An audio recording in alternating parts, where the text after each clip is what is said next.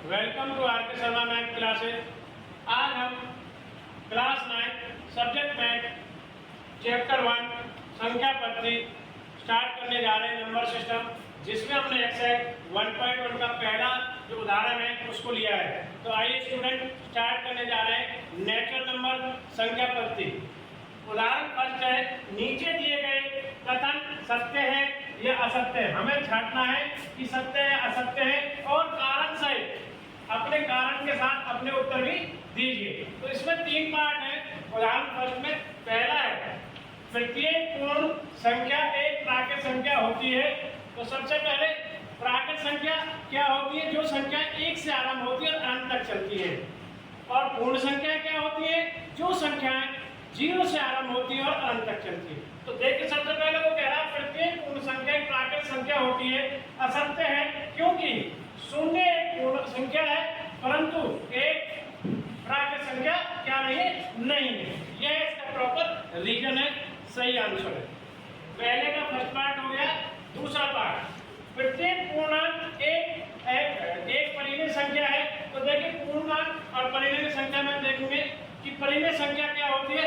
जो संख्या हम p/2 के रूप में लिखते हैं। तो देखेंगे इसका उत्तर सत्य है, क्योंकि प्रत्येक m क्या है? यहाँ पर एक इंटीजर को ले लिया, पूर्णांक को, जिसको हम m/1 यानी m/1 के रूप में यानी p/2 के रूप में लिख सकते हैं। तो वो फिर क्या बन जाता है? हमारा परिमेय संख्या। तो इसलिए लिखा जा सकता है कि यह क्या है? हमारा p/2 में परिमेय संख्या है। सेकंड क्लियर हो गया। थर्ड, फर्स्ट का थर्ड देखेंगे, प्रत्येक परिमेय संख्या एक पूर्णांक होती है। तो देखेंगे असत्य है।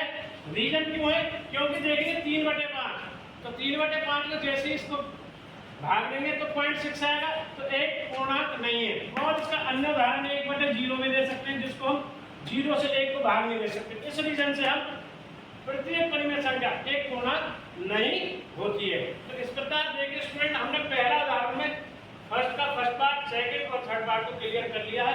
तो आगे चलते हैं एक्सरसाइज 1.1 के नेक्स्ट क्वेश्चन सेकंड की ओर। तो आइए क्वेश्चन जो सेकंड है चैप्टर 1 संख्या पद्धति एक्सरसाइज 1.1 में उदाहरण सेकंड।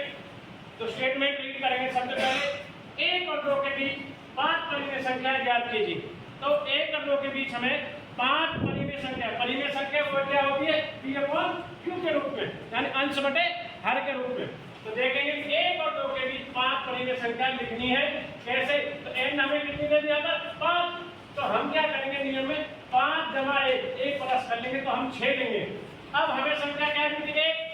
तो 1 में 6 को ऊपर गुना अंश में और 6 को नीचे हर में गुना करेंगे। तो ये हमारा क्या आ जाता है? 6/6। इसी प्रकार और 2 है तो 2 गुना 6 नीचे गुना, तो 6 दूनी 12, 12/6 ये आ जाएगा हमारा।